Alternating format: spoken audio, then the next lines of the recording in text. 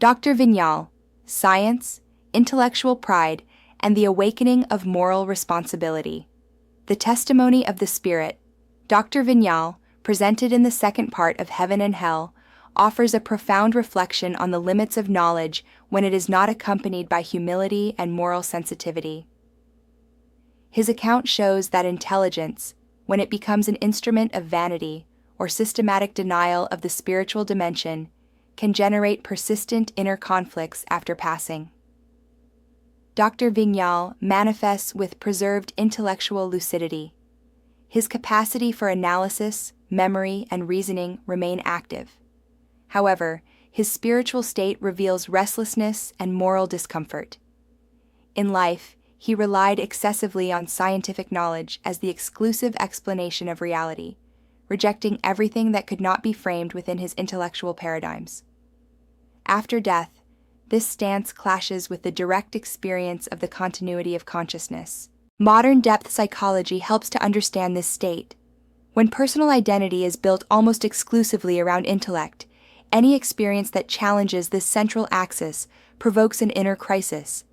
The intellectual ego resists revising its beliefs, and this resistance generates suffering. On the spiritual plane, where experience imposes itself directly, this dissonance becomes even more evident. Spiritism clarifies that Dr. Vignal's suffering does not stem from simple ignorance, but from intellectual pride. It is not the fact that he sought science that puts him in difficulty, but the refusal to admit limits to his own knowledge and the possibility of realities beyond the material realm. Science, when it closes in on itself, becomes a barrier to the progress of consciousness. Modern science, interestingly, reinforces this reflection. Contemporary physics shows that reality is much more complex than classical models imagined. The very history of science reveals that absolute certainties are constantly revised. The advancement of knowledge occurs precisely when there is openness to the unknown and a willingness to reformulate concepts. Another important point from Dr. Vignal's testimony is the beginning of reflective awakening. He starts to recognize that his rigid stance prevented him from perceiving broader dimensions of existence. This recognition is still accompanied by discomfort, but it represents an essential step. Consciousness begins to free itself from the need for absolute intellectual control. Spiritism shows, through this account, that spiritual progress does not require the abandonment of reason, but its expansion. Evolving reason does not deny, it investigates. It does not ridicule, it analyzes. It does not close itself off, it engages in dialogue. When knowledge is allied with humility, it transforms into a powerful instrument for growth.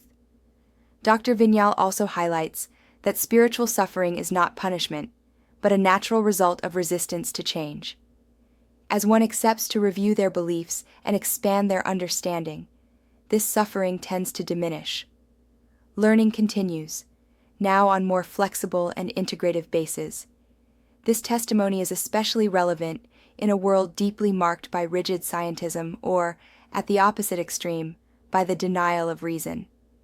It reminds us that balance lies in integration.